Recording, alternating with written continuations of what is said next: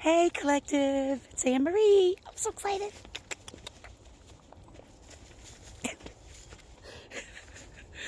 You can't.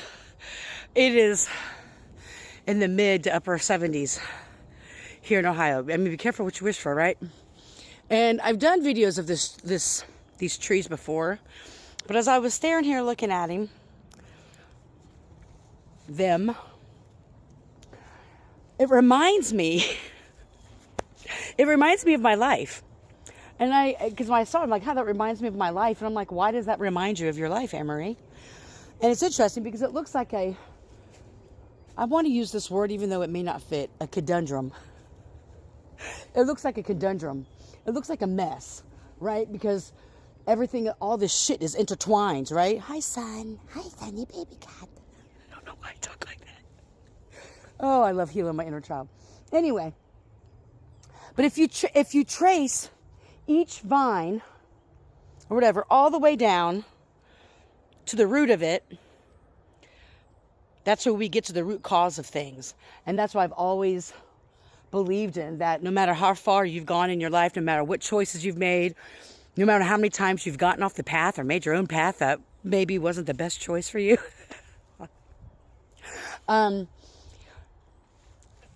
if you're able to trace that back to your root, to the root cause of it, 9 times out of 10, it's projections by your caregivers when you were a child. It's childhood trauma. It's not even the shit you're saying about yourself or think about yourself. It's not really true.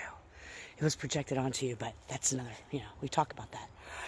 And so when we get down to the root cause of why we believe a certain thing, why we feel a certain way, and it takes some time because first we have to catch ourselves saying those things, right? We have to catch ourselves and really look at and take an honest look at why are we in these toxic connections? Why do we continue to allow people into our life that aren't good for us, that aren't meant for us? It doesn't matter if you've known them 20 or 30 years. It doesn't matter if it's your family. It's usually those, and a lot of people know this, but it's usually those individuals are the ones that try to keep us sick, stuck, and stagnant most of the time. We're at our bench here, so we're going to sit down, but we're looking at here. Hold on. It's usually those individuals that are closest to us, unfortunately. Right? And so I had to take a look at where did this feeling of I always felt like I wasn't valued or appreciated, whether it was jobs or connections. I knew that I was, for the most part, a decent person. I've always been a good friend. I've always been a loyal girlfriend. I've always done right by people, for the most part. I mean, my 20s or 30s, I may have been a little shady. But for the most part, I was like that. And so I never understood why the people around me were devaluing me. And it took a lot of processing to realize that it didn't mean I had no value. No, that actually means the opposite. It was just the people I was around and how they would try to project this stuff on me. And there's all kinds of root causes that we have. Thank you, crows in the distance. That we don't realize that we wear these things like a film on us. I stopped at 3:33. And then that film becomes us and we feel weighed down.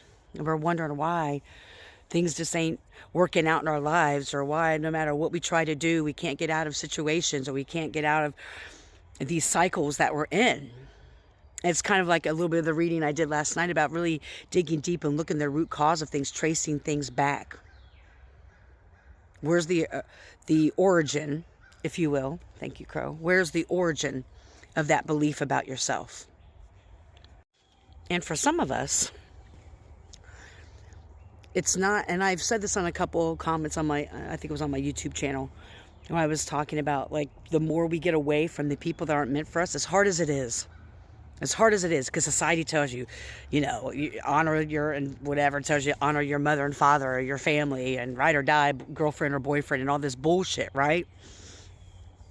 It's like ride or die to the detriment of yourself. And so it can be challenging to finally let go and remove ourselves and go no contact with people we've known our whole lives or a long period. And I guarantee you, the more you distance yourself from those type of people who want to keep you stuck in the same position. They're still talking about old versions of you. It doesn't matter how much you heal, grow, and evolve and change your life.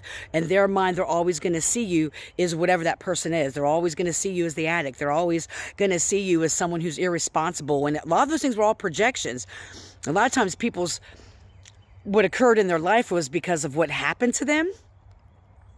And it was survival of the fittest. Is that why I know to make sense for who it needs to make sense to. And so these labels are following us. And there's people who've noticed the longest. They don't want to see us succeed. They say it. They say they support us. But they're always bringing up the past. They're always telling what's not going to work. How things aren't going to work out for you.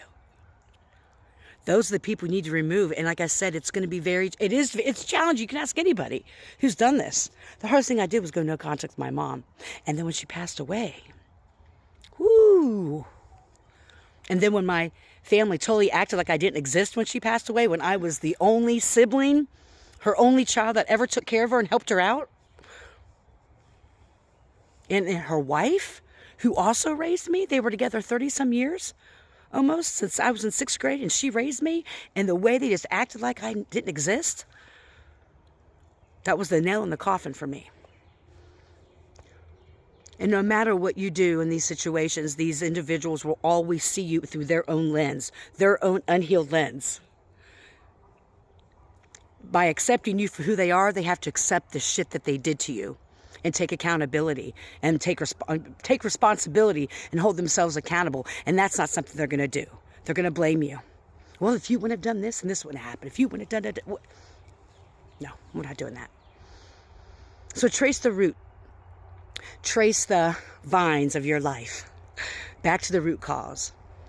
See, look at, ponder on where those messages came from that you weren't worthy, or you were unlovable, or that you weren't capable, or whatever it is that you tell yourself that prevents you from living your best life. Living your best life doesn't mean you're a millionaire and you have yachts. In my opinion, for me, living my best life is when I have complete peace and freedom in a world full of chaos. And if you follow me for any amount of time, especially these last 2 years, you have seen how much I've overcome all these challenges. And that's why I'm very open and transparent about the entire journey. Not just the hugging trees and loving light and all that shit. No, the pain's there.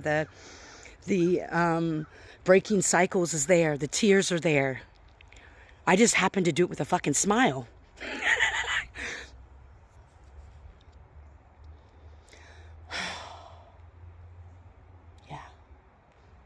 Hope you're healthy and happy, full of joy. May you love and be loved. Heal. Don't harm. Have a great day.